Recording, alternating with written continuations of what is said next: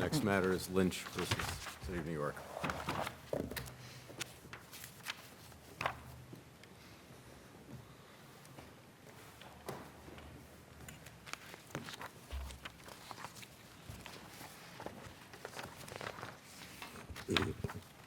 Good afternoon, Mackenzie Philo for the city and for the Police Pension Fund. May I please reserve 3 minutes for rebuttal? Yes.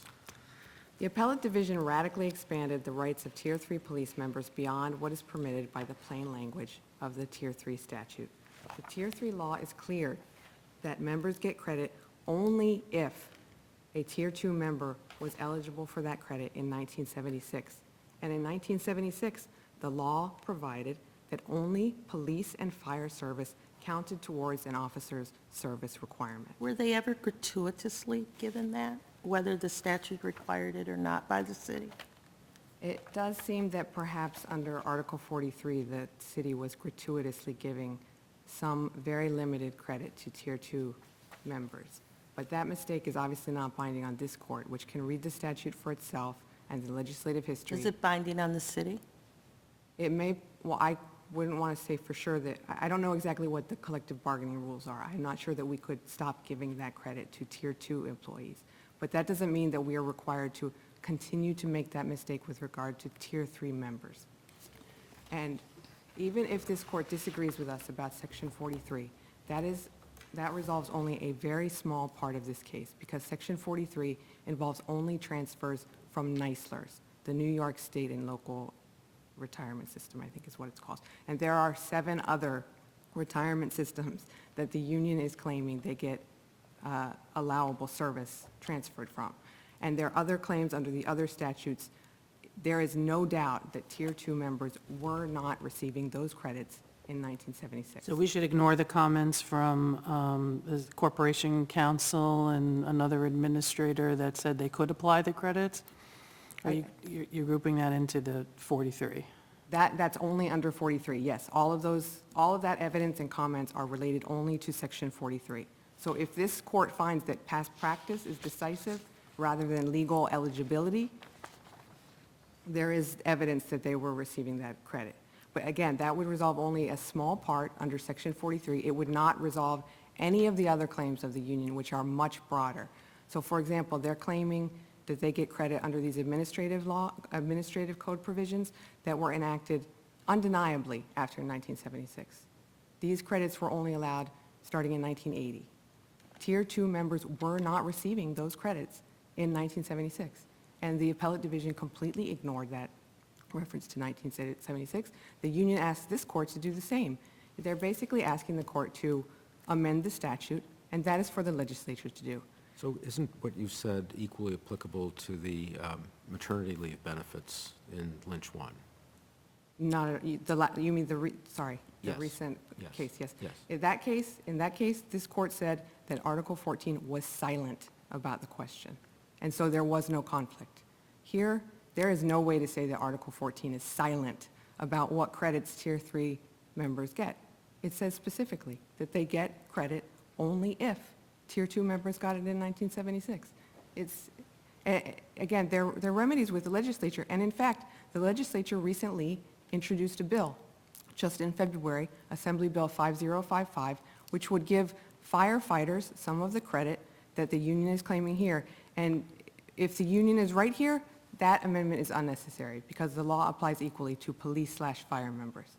So the legislature obviously doesn't think that then the reference to 1976 is meaningless. It thinks that if it wants to give additional credits to Tier 3, it needs to amend 513, and that's what the legislature has proposed to do. The union's broadest claim is under 513B. As far as I can tell, their argument is not totally clear. They're claiming that literally any credit can be transferred under 513B, even if it doesn't meet the requirement of 513C. But they have to meet the requirements of both. 513C is about creditable service. If they don't meet 513C, it's not creditable. They have never provided any explanation for what they think the reference to 1976 is. They're also claiming that they can get credit under Section 645, which is just a tier reinstatement program. The language of the statute and the legislative history is clear. If any Tier 3 member is eligible to reinstate to Tier 2, they're free to do so. But they don't get credit for service that was not creditable to a Tier 2 member in 1976. Can you speak to the issue of whether the time is actually credited toward counting years toward retirement versus benefits in general? Counting towards just general benefits that you'll receive. Sure. Under Tier 2, the credit that did not count towards the service retirement, it wasn't considered allowable to reduce the time that they had to work as a police officer. That time could perhaps increase the ultimate amount of their retirement. So is that what you're arguing in response to some of these others, the other issues that the PBA raised?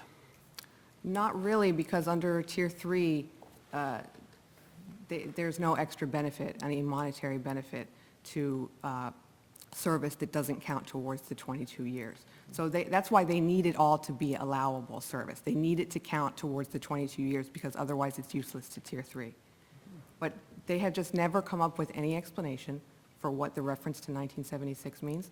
They hint in their papers that perhaps it's been repealed by implication, but that is a disfavored principle and only applicable when it is impossible to read the statutes together. And our reading gives meaning to every single part of the statute, and theirs ignores part of it. And our argument is also completely consistent both with the long history of requiring police officers to perform their service requirement with police duty, and also with the whole point of the tier system, which is that later tiers have somewhat less generous benefits.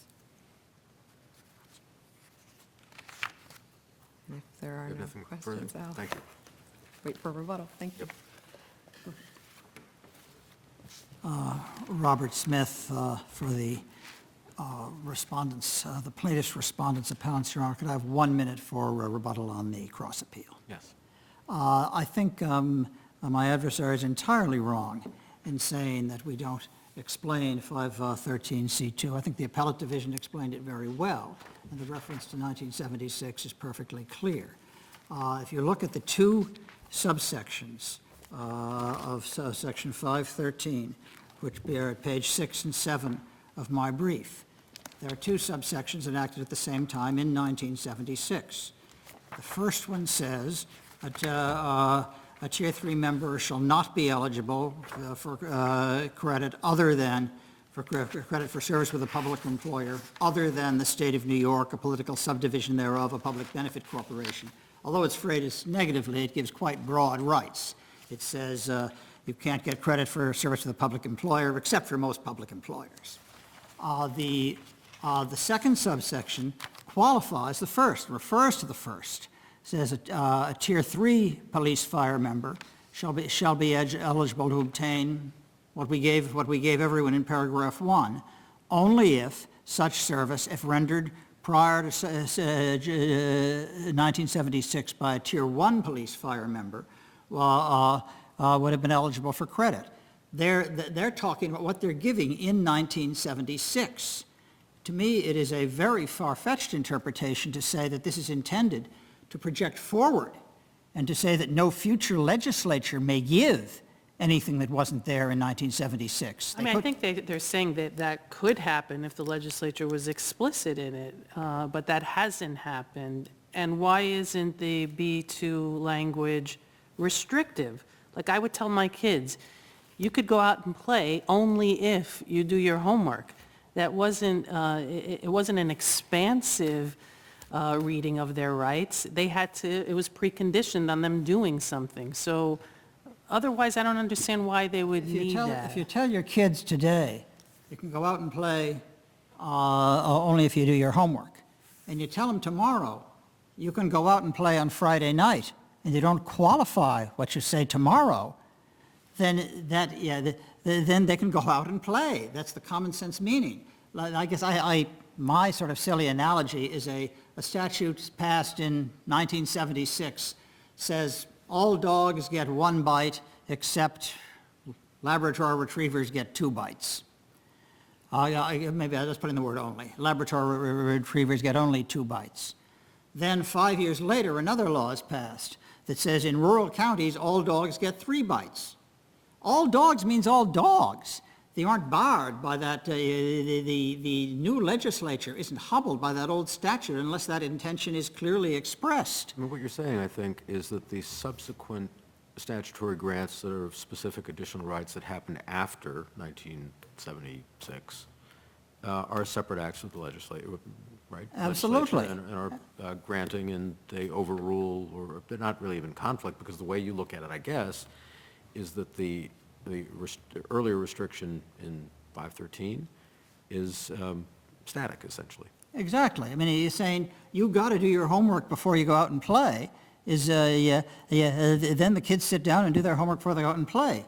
A few months later, years later, you say, go out and play. They don't understand that to mean, wait until you've done your homework. It's a new legislature, it's a new statute. All dogs means all dogs. Any member means any member.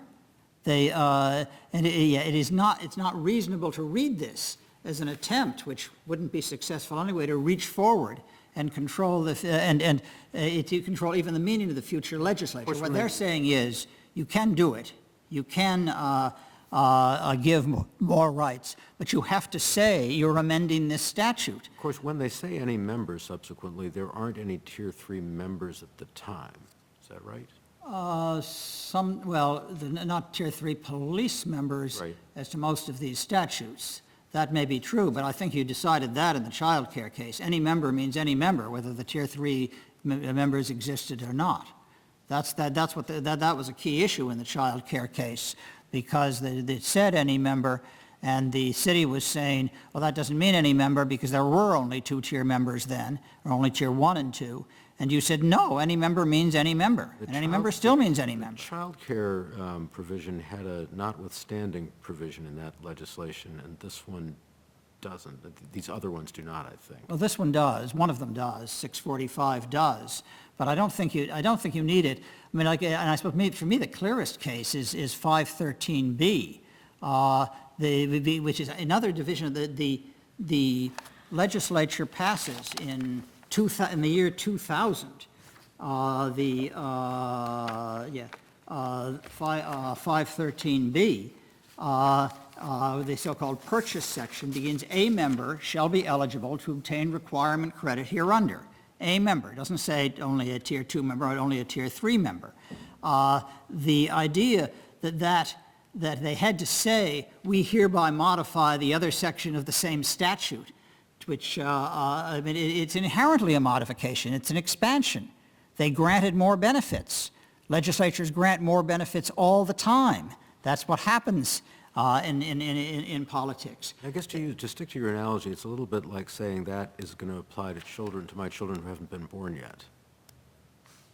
Well, maybe, yeah, yes, yeah. There's something in that, although I have a little trouble with the analogy, but yeah, you don't. To me, in common sense, if you say you finish your homework before you go out and play, you have not conveyed to your children that they're never for the rest of their lives going to go out and play without finishing their homework. Well, they got that. In your family, it does. But to me, when a future legislature says all dogs get X number of bites, all members get this benefit, and any member may transfer, they mean what they say. And the fact that back in 1976, they said we're giving only the benefits that exist today in 1976, well, that's what they gave in 1976. They did not disable themselves from giving more, and they did not limit themselves to some precise formulation of words for giving more. To me, and I think the appellate division got it exactly right. My adversary keeps saying that we've never answered the question. We've answered it, and the appellate division answered it.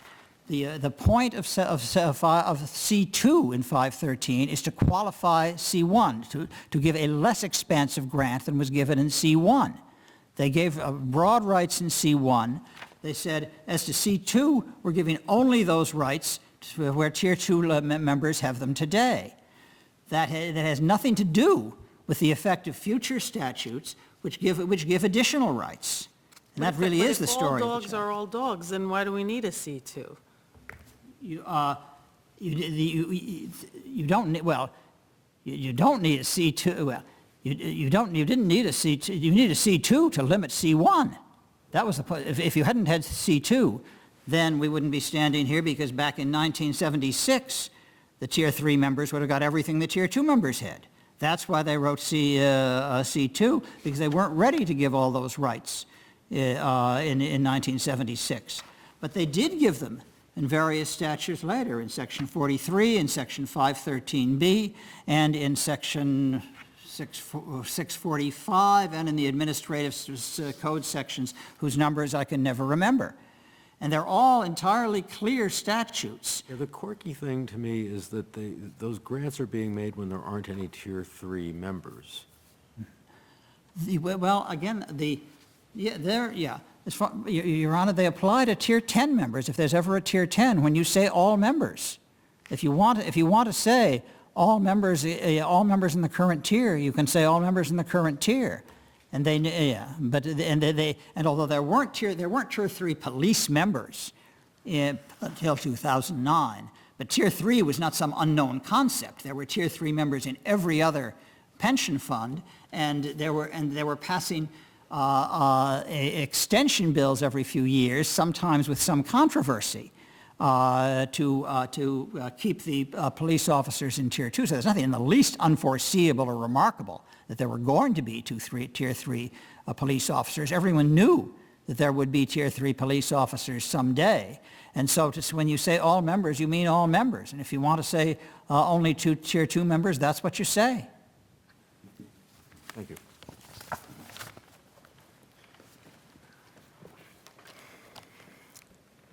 The 513B claim is extreme and would give Tier 3 members more than what Tier 2 members are even receiving today. 513B and 513C address completely separate things, and a Tier 3 member has to qualify for both to get the credit. B talks about whether a member actually got credit in the past during their prior service, or whether they could have gotten credit had they been a member and they have at least 2 years of service. That's what B says. They have to meet that to get the credit. They also have to meet C, which is called creditable service. Service does not qualify to be creditable unless they meet C2 also. And this reference to 1976 is extremely specific. And if the legislature wanted to repeal it, they can do so anytime. They could have done so. They have not done so. It has not been implicitly repealed. Our reading gives meaning to all of these provisions. Tier 2 members get the subsequent additions, and Tier 3 members do not.